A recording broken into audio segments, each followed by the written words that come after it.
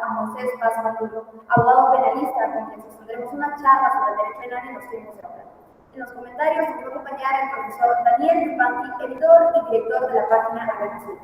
Bienvenido, Moisés Paz Maduro. Gracias por estar en el programa. ¿Cómo se siente?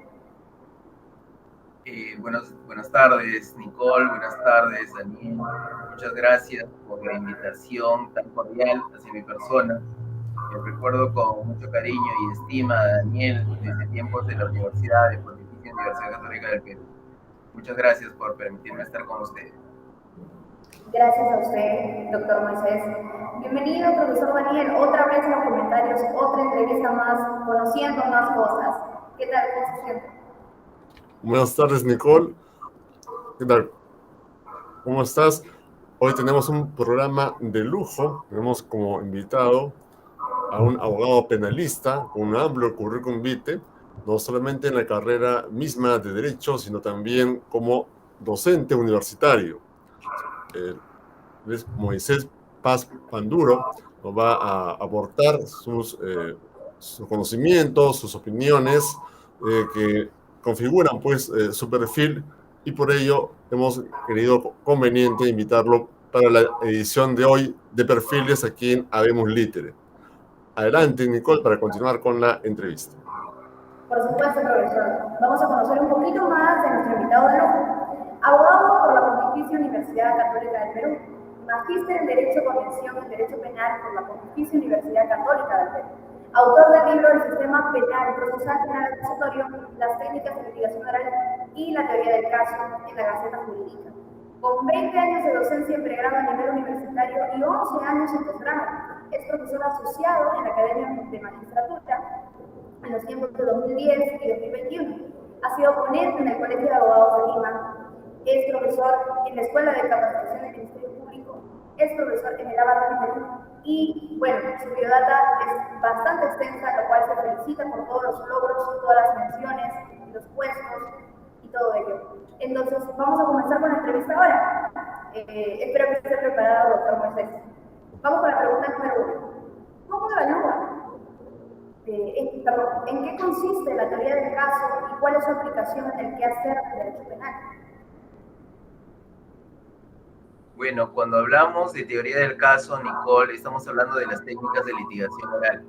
Técnicas de litigación oral que fueron introducidas desde el año 2004, en julio, con el nuevo Código Procesal Penal, que fue introducido en el Distrito Judicial de Huaura en julio del 2006 y progresivamente ha ido entrando a nivel nacional en los diferentes distritos judiciales, entrando definitivamente al 100% en el Distrito Judicial de Lima hace 2 meses y medio aproximadamente. Recién, hace 2 meses y medio, tenemos al 100% el sistema acusatorio garantista con técnicas de litigación oral en todo el Perú. Cuando hablamos de la teoría del caso, es hablar de la técnica de litigación oral más importante. ¿Por qué es una técnica de litigación oral muy importante? Es muy importante porque a través de ella se estructuran todas las demás técnicas de litigación oral. Yo creo que los oyentes, si es que son abogados penalistas, lo van a manejar, pero si no, van a tener un pequeño ahí desfase. Pero son varias técnicas. Las técnicas son el interrogatorio, el contrainterrogatorio, las objeciones, la introducción de declaraciones previas y la introducción de evidencia material en juicio. Las dos últimas son incluso las más complicadas, pero a través de la teoría del caso se debe estructurar qué preguntas de interrogatorio realizar a los testigos, a mis testigos, qué preguntas de contrainterrogatorio realizar a los testigos de la otra parte, sea fiscal o sea abogado de la defensa, igual tengo que estar preparado para ambas situaciones.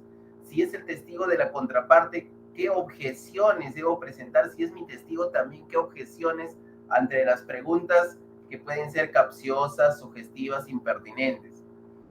Y como les decía, sobre todo las últimas dos técnicas de litigación oral, que son la introducción de declaraciones previas y la introducción de evidencia material en juicio, esto es un poco más complejo porque se debe sentar las evidencias probatorias antes de poder ingresarlas en juicio oral. Y esto no es fácil, no es sencillo.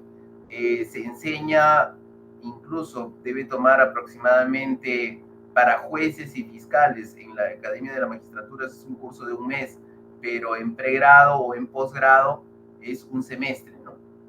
Un semestre académico en el cual, evidentemente, con teoría y con desarrollo de casos prácticos, se asume el rol de juez, de fiscal y de abogado de la defensa y se establecen cada una de las técnicas de litigación oral, cómo deben realizarse, cómo deben plantearse, cómo deben estructurarse, para que de esta forma puedan los abogados en general de la defensa, del Ministerio Público o jueces, puedan desempeñarse y desenvolverse bien en juicio. La teoría del caso, retornando a la teoría del caso, que es la pregunta que me hiciste, es la primera ocasión en la que el abogado de la defensa o el fiscal expone su caso ante el juez. Esta primera vez que expone su caso ante el juez debe ser una forma muy contundente. ¿Por qué? Porque va a depender de ello que el juez pueda prestar atención al desarrollo del juzgamiento oral. Como ustedes saben, los juicios orales en cualquier materia penal son tediosos, son largos, tienen testigos, tienen lectura de documentales, tienen audios, tienen videos que hay que visualizar, entre otros. Entonces, ¿cómo logramos que el juez en todos los casos puede estar presente en todo, prestando atención? Imposible, somos seres humanos, todos somos falibles de error, no podemos estar escuchando siempre. Pero si logramos llamar su atención en determinada circunstancia, en determinado momento del caso que estemos llevando, entonces el juez va a prestar atención, por lo menos cuando toque la declaración de ese testigo, porque en la teoría del caso planteé que eso era fundamental. Para el planteamiento de la teoría del caso, incluso se debe estudiar con muchas películas. Hay por lo menos 10 películas norteamericanas que provienen, como ustedes saben, del sistema anglosajón, que nos ayudan a tener una idea de cómo plantear una teoría del caso, en el cual hay que, además de que al inicio de todo debe plantearse un lema que impacte también al juez. Por ejemplo, si estamos ante un caso de corrupción, estamos ante un caso de violación de libertad sexual de una menor de edad. Entonces, si yo soy fiscal, ¿cuál sería mi lema de entrada? Señor juez, estamos frente al caso, el violador vive en Caraballo, por ejemplo. Estamos frente al caso del monstruo de Caraballo. O sea, un monstruo, ¿por qué un monstruo? Porque ha violado a una niña de 13 años. Entonces, estamos logrando impactar. Luego hay que determinar cuáles son los hechos o lo que llamamos nosotros los abogados especialistas en penal, las proposiciones fácticas más importantes y relevantes que debe conocer el juez y vincularlo precisamente con los elementos de prueba para que el juez esté atento en ese momento durante el desarrollo del juicio oral, porque la teoría del caso solo es un adelantamiento de lo que va a suceder. Una vez que tenemos esto estructurado y planteado al juez, vamos a lograr que el juez, seamos abogados de la defensa o seamos fiscales, hemos llamado su atención, hemos logrado o hemos conseguido que nos escuche en el desarrollo del juicio oral, que no sea un juicio oral como cualquiera de los que suele tener. La teoría del caso, si no es bien planteada, si no es muy adecuadamente estructurada, lo más probable es que perjudique procesalmente al investigado o a los investigados. Y la teoría del caso, creo que es importante resaltar, no solo debe tenerse lista al momento del juicio oral. En el sistema acusatorio, la teoría del caso debe plantearse desde el inicio, debe plantearse desde que es notificado con la disposición de apertura de investigación preliminar. Es más, si es que estuviera en detención preliminar desde ese mismo momento. Y no es simplemente, pues voy y escucho la versión de mi cliente, porque el cliente puede decir cualquier cosa para salvarse o para salvar a un familiar, se puede estar inculpando. Tengo que revisar la carpeta fiscal. Si soy fiscal, no puedo creer tampoco en todo lo que puede parecer. Por ejemplo, la persona puede estar detenida porque, bueno, 2 policías lo encontraron que estaba sosteniendo a una mujer que había sido acuchillada. Entonces, él es el homicida. Y que, es más, algunos periodistas del medio dicen, ese es un maldito homicida, asesino, que se pudre en la cárcel. para empezar, el derecho penal no quiere que nadie se pudra en la cárcel. Lo que quiere es la resocialización de la persona, la reincorporación de la persona en la sociedad después. Es más, no solo está en el Código Penal en nuestro título preliminar, está en la Constitución. Estos son principios y garantías del derecho penal, no es que se pudre en la cárcel. Entonces, si esta persona que vio a la mujer que estaba desangrándose porque fue acuchillada por quien sea, ni siquiera sabemos quién fue, pero trata de ayudarlo por un deber de solidaridad, y llega la policía y lo interviene y lo mete preso, prisión preventiva, es más, solo por querer ayudar, la teoría del caso tiene que ser planteada desde el inicio, desde la base. En realidad es bastante complicado, pero tiene que ser estudiado, tiene que ser analizado, debe tener realmente mucha seriedad. Así es, ¿no? Nicole, que es estudiante de Derecho, Sí, que también tiene una percepción formal respecto a tu interesante respuesta, Moisés. sí, bastante buena la respuesta. En realidad tengo dos cuestiones. Quisiera saber, o sea, con lo que usted me explica, es claro que lo que se trata de buscar es la convicción en el juez del caso para poder ganar. Disculpe. No te logré escuchar, Nicole, por favor, ¿puedes repetirme? Ok, ¿se logra escuchar ahora? Ahora sí. Ya, perfecto. Lo que yo estaba tratando de decir es que es cierto de que lo que trata de buscar es la convicción en el juez para poder ganar, ¿no? Para que la defensa pueda ganar, la defensa que usted está ejerciendo pueda ganar. ¿Y qué tips utilizaría usted en el momento de emplear la oralidad a la hora de defender? Ahora, respecto a lo segundo que mencionó del caso del hombre que encuentra a la mujer herida y que solo por ayudarle, como la encuentran en el acto, lo arrestan pensando que él ha sido, no sé, el autor del delito.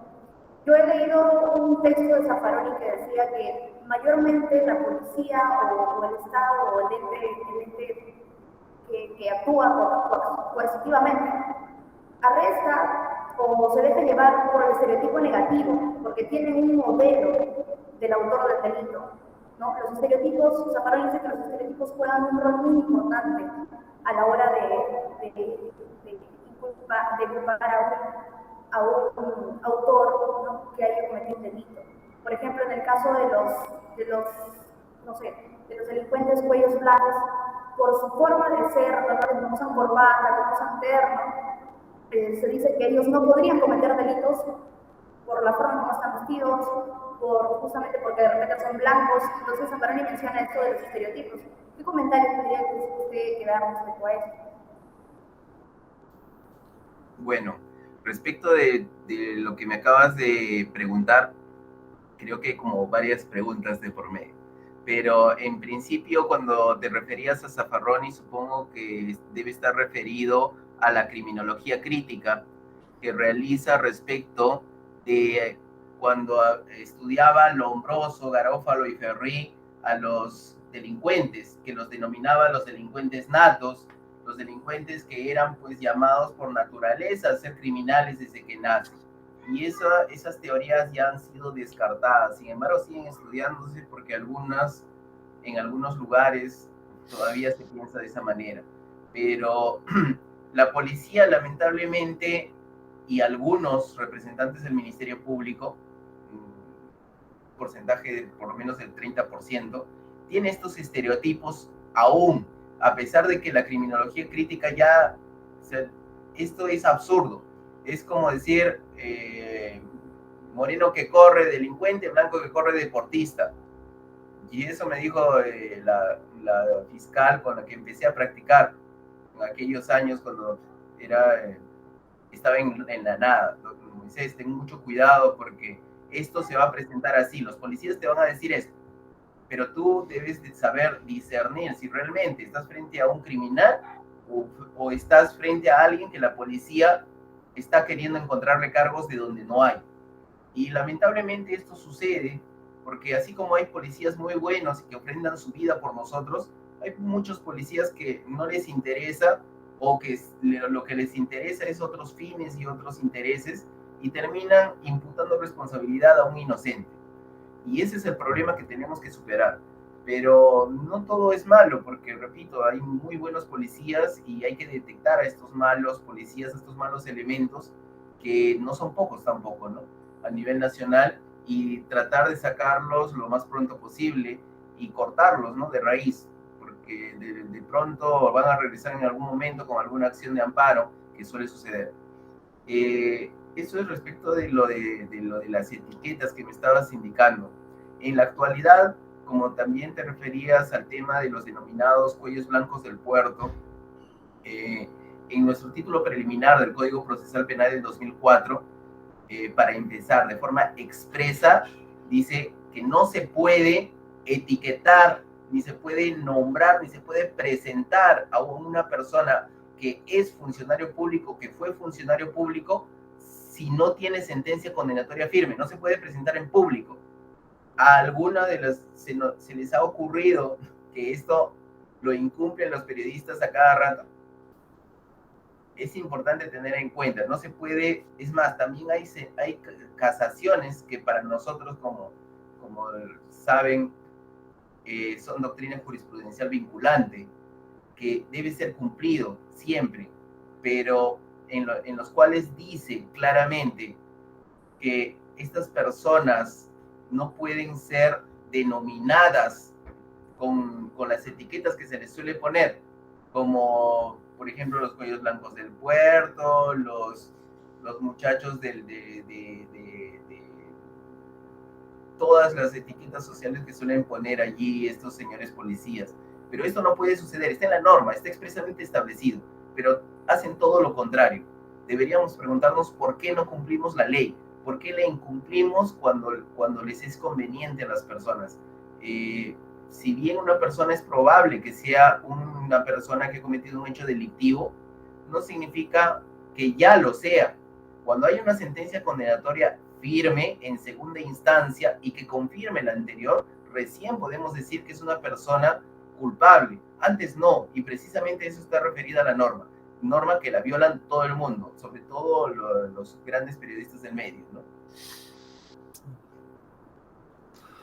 Sí, totalmente de acuerdo con él. Sí.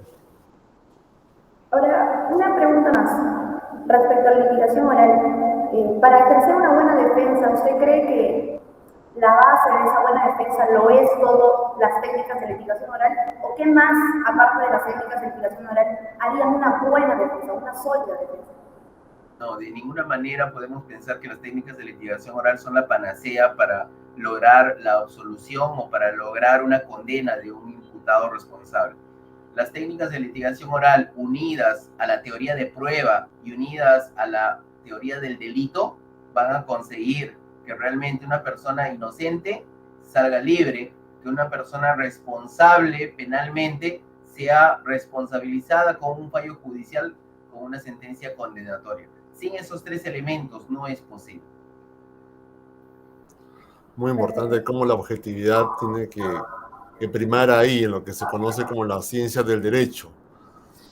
Y la verdad que a veces la preparación, ¿no? O la actitud también de lo que está comentando nuestro invitado, de los medios de comunicación, de ciertos policías, que felizmente solo es un tercio, deja mucho que desear, y más de lo que confunden, ¿no? Y peor que continúan porque no hay, como se decía, no hay un cumplimiento oportuno de la norma, ni tampoco un gesto de hacerla cumplir, que es todavía más llamativo. Bien, continuamos, Nicole. Continuamos. Ahora algo muy interesante, la verdad.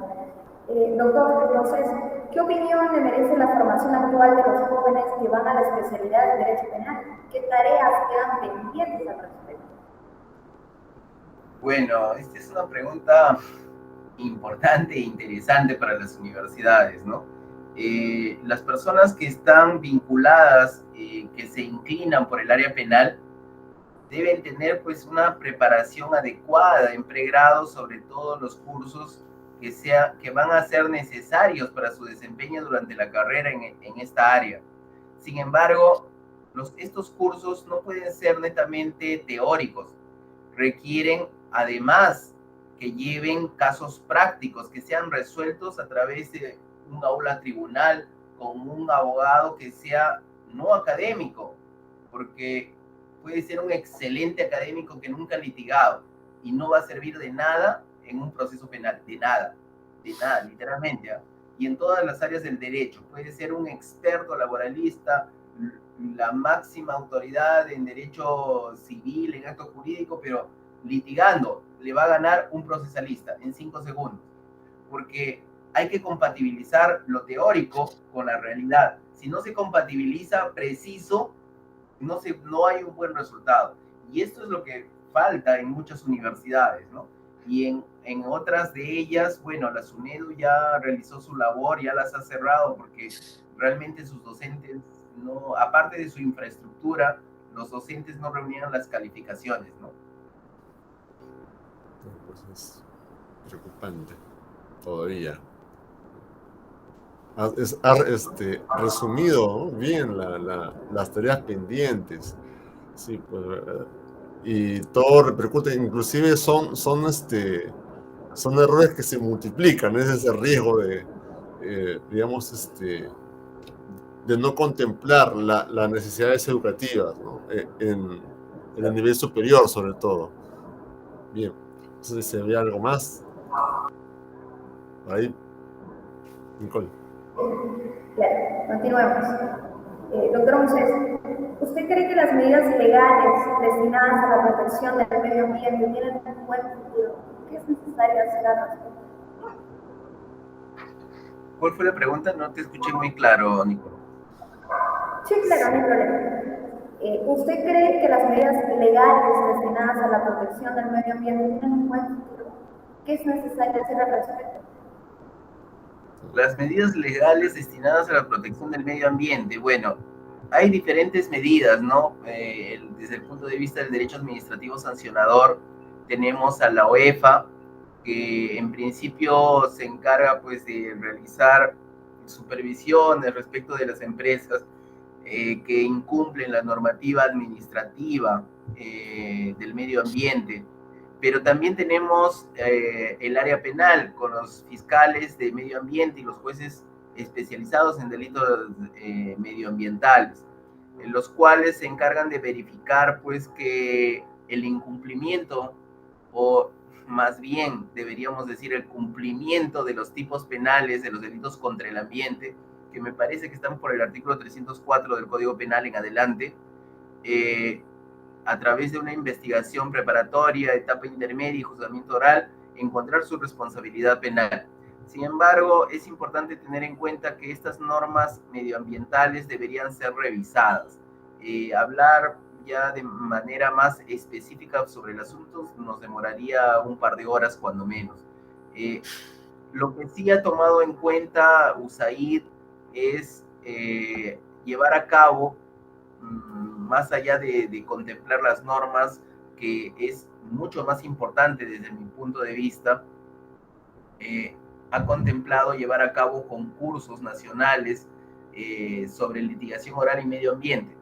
Precisamente este año, Pontificia Universidad Católica del Perú, junto con la UNAP, la Universidad Nacional de la Amazonía Peruana, ganaron el concurso, ganaron la licitación que hizo USAID para llevar a cabo este concurso nacional, en el cual están participando diversas universidades del país, junto con las universidades de la Amazonía, ¿no? En este concurso se les explica a los alumnos las leyes medioambientales, los reglamentos medioambientales, los tipos penales, el proceso penal desde el punto de vista del sistema acusatorio garantista, y se les explica más o menos respecto del caso que plantea la universidad, cuáles serían los probables casos en los que se incurre en delito de minería ilegal, en delito contra el medio ambiente, entre otros. Entonces, esto es una buena forma de poder difundir en la población, sobre todo en la Amazonía del Perú, en Loreto, en Ucayali, en Madre de Dios, en San Martín, poder difundir en los estudiantes de Derecho, porque solo es para estudiantes de Derecho, el conocimiento de estas normas contra el medio ambiente, tanto administrativas como penales, y las acciones que se pueden realizar para que una vez que sean abogados y puedan detectar estos hechos, puedan denunciar, pueda hacerse algo por nuestro país. Yo rescato esto que es bastante importante, ¿no? Pero también considero que es muy importante que deberían reformarse los reglamentos y las normas respecto del medio ambiente, porque en algunos casos permite que las empresas grandes terminen realizando acciones que destruyen nuestra naturaleza, nuestro ambiente, pero quedan totalmente impunes. Y precisamente por ese motivo es que todos los países extranjeros vienen acá a realizar pues sus excavaciones y sus empresas mineras, porque el Perú es uno de los países que no tienen las leyes y reglamentos que ahora tiene Estados Unidos, que tiene Europa, todos se vienen acá. ¿Por qué? No es porque nosotros somos lo máximo, ¿no? Tenemos el recurso, pero deberíamos saber cómo manejarlo.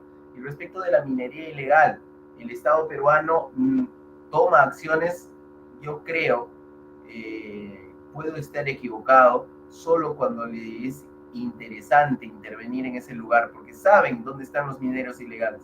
Todo se sabe, pero no lo intervienen.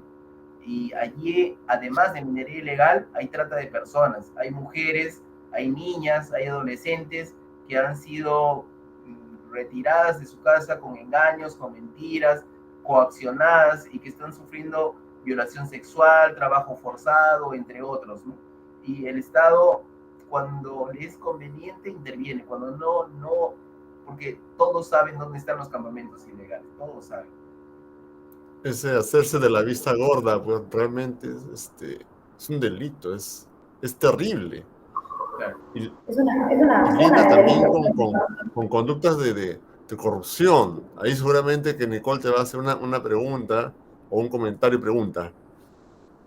Claro, en realidad adicional a lo último que estaba mencionando, entonces, respecto a la responsabilidad que tienen que tener las empresas que se dedican a extracción, como ganadería, por ejemplo, ¿no? Con su alrededor, tener esa responsabilidad con su alrededor, no solo con el medio ambiente, sino esto también incluye a las comunidades o a las personas que se encuentran a su alrededor, en el caso de Lodoya, por ejemplo, a las personas que se encuentran. Bueno, para cerrar, la última pregunta es con respecto a la corrupción. ¿Cómo evalúa la forma en que se ha estado llevando a cabo a nivel nacional los juicios contra corrupción? Ya, bueno, los procesos penales bueno, las investigaciones y los procesos penales que se llevan a cabo en los delitos de corrupción de funcionarios va a depender de la calidad del Ministerio Público, del funcionario que esté a cargo y que lleve la investigación con la capacidad suficiente para realizar investigaciones adecuadas, centrar su investigación por donde debe ir, no perder el tiempo por investigaciones que no van a repercutir en determinar responsabilidad, sino al contrario, las llevan por un lugar donde encuentren lo que encuentren, no va a ser relevante. O tratar de encontrar responsabilidad como sea a quien no tiene responsabilidad para quitarle responsabilidad a otro. Entonces, esa tarea es muy importante que deba centrarse siempre, porque hay muchos fiscales que actúan bien, pero hay otros que no, y realizan este tipo de acciones que no deben realizarse, que perjudican, porque perjudican a la administración pública, perjudican al investigado que puede ser inocente y que está siendo incluso afectado con medidas de coerción personal que no le corresponden, con prisiones preventivas, con detenciones preliminares, entre otros. Entonces, esto es terrible, sobre todo si es un caso mediático y es conocido por la prensa. No interesa si es inocente o no, ya están requiriendo prisión preventiva. Y es más, hay fiscales que dicen, pero doctor, yo no pediría prisión preventiva, pero si no pido control interno, viene y me abre una denuncia administrativa, disciplinaria, o incluso hasta me mandan copias certificadas para ser investigado por corrupción. Cuando realmente lo que no corresponde, no corresponde, pero ¿qué hago, doctor? Yo tengo familia, además me pueden suspender, y bueno, pues por un lado tienen razón, pero por otro lado es complicado cuando una institución estatal lo que busca es conseguir como sea un responsable, no al responsable, sino conseguir como sea el responsable que sea. Y eso no es correcto. Pero bueno, repito, hay muchos fiscales correctos que realizan sus investigaciones adecuadas por donde deben ir, centran bien el caso y van hasta el final, cuando debe ser, cuando estamos frente al caso de una persona que es responsable penalmente, tiene que ir hasta el final, sin duda. Incluso el fiscal puede, dentro del Código Procesal Penal del 2004, se establece beneficios procesales para aquella persona que desde el inicio reconoce haber realizado el hecho delictivo, se acoge a la confesión sincera, puede acogerse a terminación anticipada, puede acogerse a colaboración eficaz. Es más, de repente ni siquiera es un investigado y puede ser un testigo protegido. Pero bueno, en casos de testigo protegido hay que tener mucho cuidado porque esos testigos protegidos en la realidad no se protegen para nada. Pueden terminar muertos, pueden terminar pasándole cualquier cosa y en nuestro país sobre todo. Pero es básicamente eso, los temas de corrupción de funcionarios. En casos mediáticos la justicia no existe, ¿no? Lamentablemente. Incluso, sobre todo en aquellos casos que se pudo ver en los medios de prensa en los tiempos previos a la pandemia. Recuerden a los expresidentes de la República, el mismo presidente PPK, que también habían requerido prisión preventiva cuando no era necesario pedir esa prisión preventiva. Un expresidente de la República que se suicidó porque estaban pidiendo prisión preventiva. Bueno, entiendo que al menos él estaba ya pensando irse de alguna manera del país, puede ser, pero para el señor PPK, ¿por qué estaban pidiendo prisión preventiva? No entiendo, no logro comprender, pero y para otras personas más también. Pero las cosas son así y hay que luchar, para eso nos preparamos y para eso es el derecho y nosotros debemos buscar la justicia. Prestos digamos, a contribuir con el desarrollo del país, ¿no? Desde lo que uno sabe, desde lo que uno se ha formado. Y de verdad, te agradecemos muchísimo, Moisés, por haber aceptado la invitación hoy, y te agradecemos también por esa cátedra que nos has dado. Y bueno, ojalá que esa no sea la primera ni la última vez que te tengamos acá, para poder dilucidar y aclarar algunas dudas, que es importante dejarlas en un lenguaje llano o asequible al público. Muchas gracias, Moisés. Muchas gracias a ti, Daniel. Muchas gracias, Nicole. Un gran abrazo. Muchas gracias, Moisés. Muchas gracias, profesor Daniel, por la oportunidad de entrevistar a más profesionales y seguir enriqueciéndonos de su gran cátedra, la verdad. Y bueno, estuvimos en Perfiles con Moisés Paz Panduro, abogado penalista. Queridos seguidores, nos despedimos y recuerden visitar nuestra página www.habemosentenia.com. Somos Letras y Comunicaciones para el Mundo. Gracias, hasta pronto.